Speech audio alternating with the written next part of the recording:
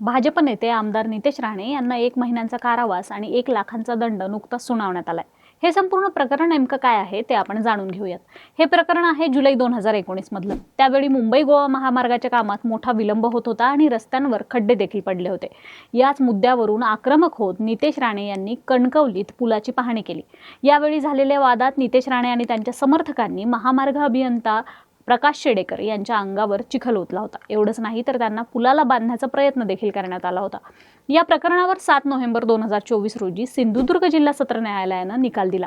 न्यायालयानं राणे यांना सरकारी कामात अडथळा आणण्याच्या आरोपातून मुक्त केलं, मात्र सार्वजनिक शांततेचा भंग केल्याप्रकरणी म्हणजेच कलम 504 अंतर्गत दोषी ठरवलं।